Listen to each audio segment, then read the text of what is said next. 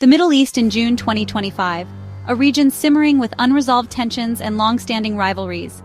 The geopolitical landscape is largely defined by the enduring shadow war between Iran and Israel, a conflict that shapes alliances and dictates security strategies across the region. This silent battle has become a constant hum beneath the surface of everyday life.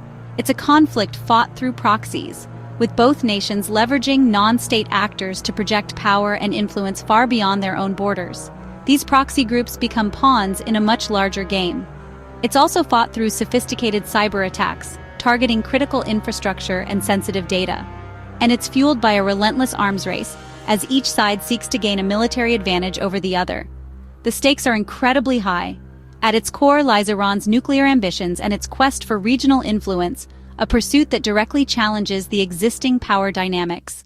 These ambitions are seen by Israel as an existential threat, a direct challenge to its security and survival. Consequently, Israel has repeatedly vowed to prevent Iran from acquiring nuclear weapons, viewing it as a red line that cannot be crossed. This determination has led to covert operations aimed at disrupting Iran's nuclear program, as well as open threats of military action should diplomacy fail. Iran, in turn, has responded by building a formidable missile and drone arsenal, designed to deter potential attacks and project power throughout the region.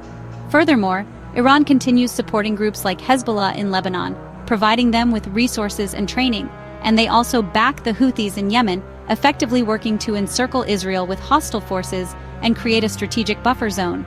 The result is a dangerous cycle of tit-for-tat escalations, including Israeli strikes in Syria, targeting Iranian assets and weapons shipments, as well as Iranian attacks on shipping in the Persian Gulf, disrupting maritime trade and threatening energy supplies, and constant cyber warfare, attacks that can cripple infrastructure and sow discord, all of which keeps the entire region on edge, teetering on the brink of a larger conflict. In this volatile environment, countries like Qatar must carefully navigate their foreign policy, balancing competing interests and maintaining delicate relationships. Their choices, whether through mediation efforts or strategic alliances, can either ease or inflame tensions, playing a crucial role in shaping the region's future. The ongoing development of Iran's missile defense system is not just a Tehran-Jerusalem issue, confined to their bilateral animosity. It's a regional concern with far-reaching consequences, impacting the security calculations of every nation in the Middle East and beyond. Qatar, a small nation with immense ambition, has carved out a unique role for itself on the global stage. It's become a diplomatic tightrope walker, skillfully navigating complex relationships. Qatar is committed to maintaining ties with both the West, particularly the United States, and Iran, a regional rival to many of its neighbors. This delicate balancing act requires careful consideration and strategic maneuvering.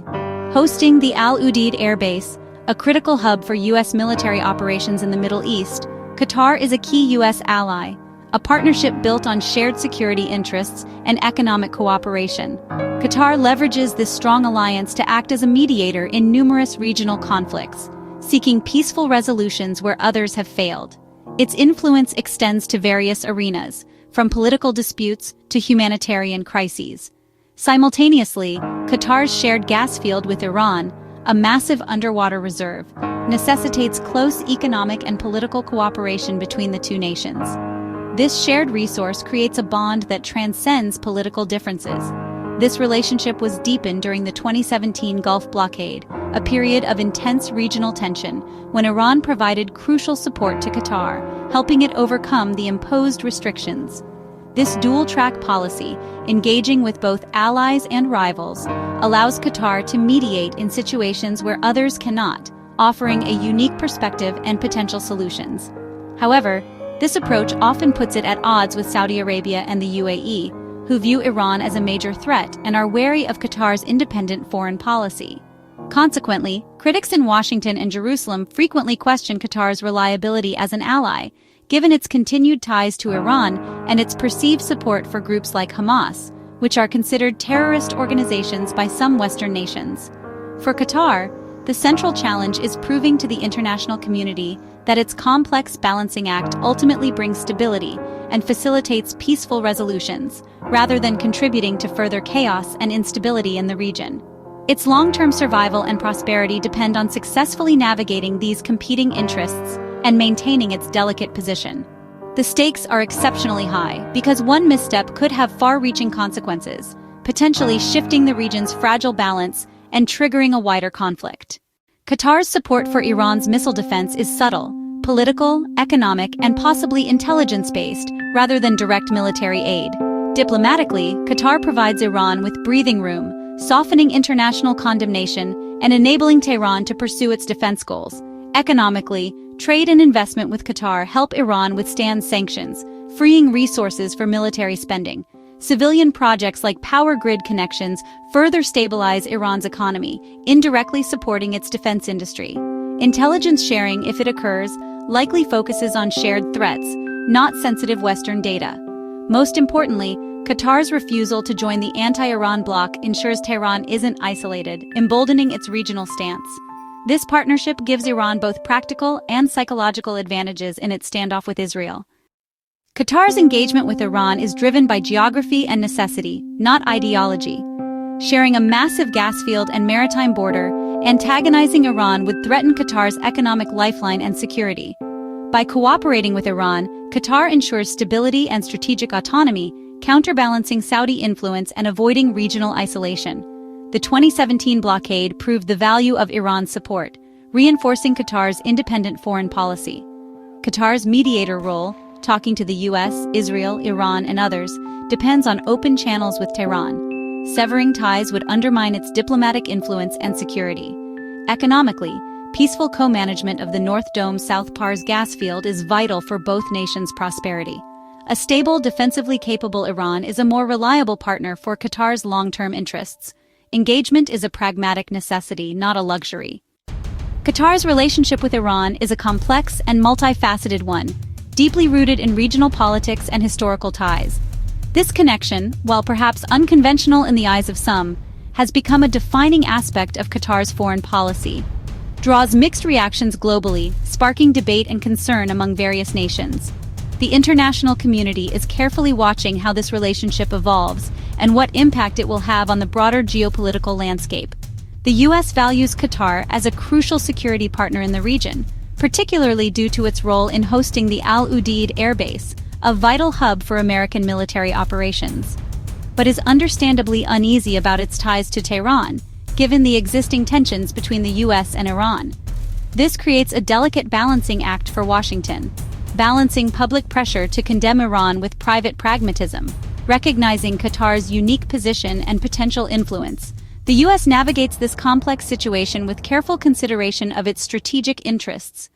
Israel views Qatar's support for Iran and groups like Hamas, which it considers terrorist organizations, as a direct threat to its national security and regional stability. This perception shapes Israel's stance towards Qatar, criticizing Doha for what it perceives as undermining efforts to contain Iran's influence and destabilizing actions in the Middle East. Within the Gulf Cooperation Council, Saudi Arabia and the UAE see Qatar's policy as a betrayal of Gulf solidarity and a threat to regional security, particularly in light of their own strained relations with Iran. While Oman and Kuwait, traditionally adopting more neutral foreign policies, adopt a more understanding approach, emphasizing the importance of dialogue and de-escalation in the region. The 2017 to 2021 blockade, led by Saudi Arabia, the UAE, Bahrain, and Egypt, was a dramatic and unprecedented attempt to force Qatar to sever its ties with Iran and align its foreign policy with the Saudi-led bloc.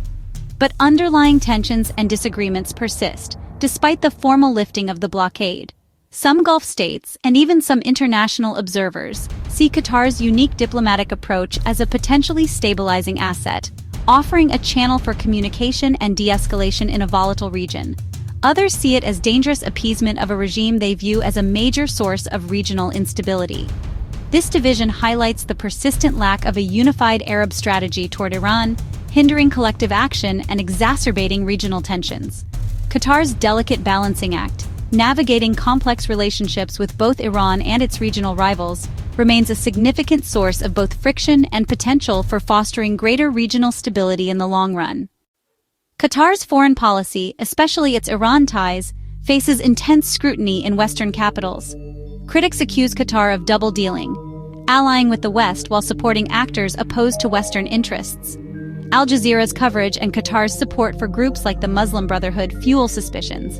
During the blockade, rival Gulf states launched PR campaigns painting Qatar as a rogue actor, while Doha countered by highlighting its mediation and energy contributions. Accusations of terror financing persist, despite Qatar's efforts to comply with international regulations. The core debate: should the region pursue isolation and pressure, or dialogue and engagement? Qatar's approach ensures its foreign policy will remain controversial, viewed through competing geopolitical lenses.